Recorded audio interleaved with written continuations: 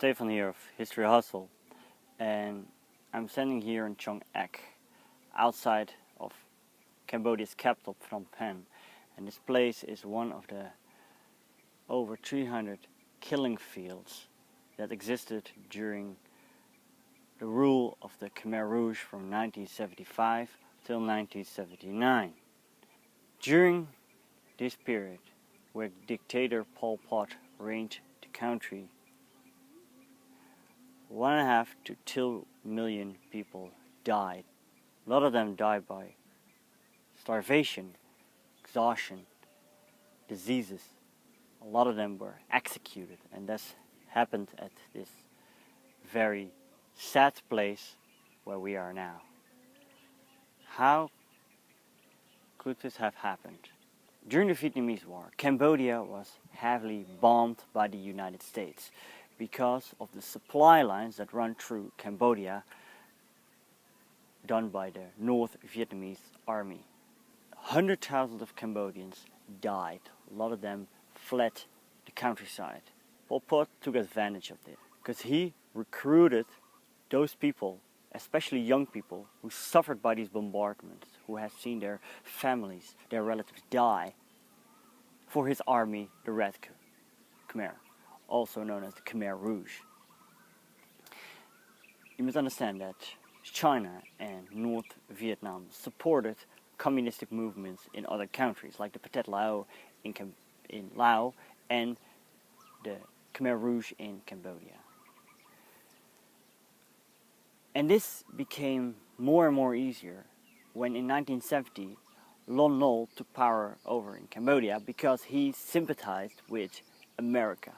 So all Pol Pot had to do was point his finger at the current government and say to his troops, these are the persons responsible for our suffering.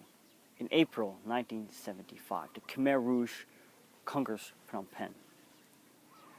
Within the upcoming hours, they evacuated all civilians outside in the countryside.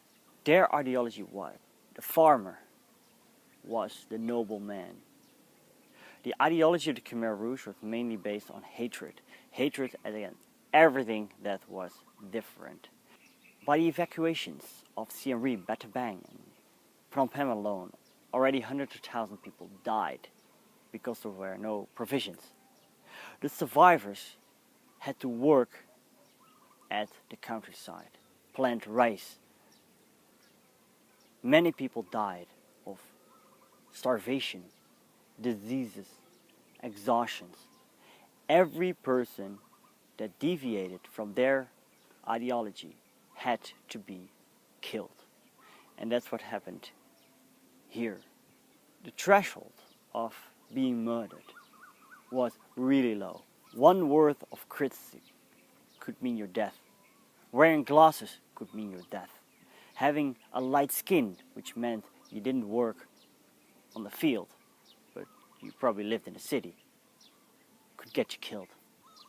The cruelty of the Khmer Rouge had no limits.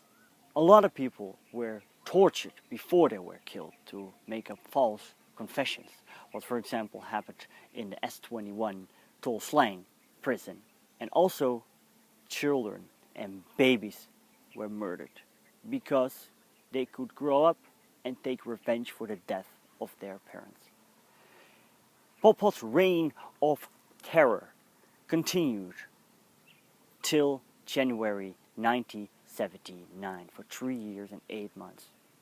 Because according to Pol Pot's vision, the Vietnamese, an inferior race, had to be exterminated as well. So often the Khmer Rouge troops crossed the border from Cambodia to Vietnam to kill Vietnamese there. After some skirmishes and negotiations which failed, in December 1978, the Vietnamese army did a whole-scale invasion of Cambodia. And with that, the terror of the Khmer Rouge came to an end. 20% of the civilian population of Cambodia did not survive the Khmer Rouge rule. What happened with the killers and the survivors? I'll talk in next video, where I'll talk about Cambodia after the mass killings, Cambodia after Pol Pot.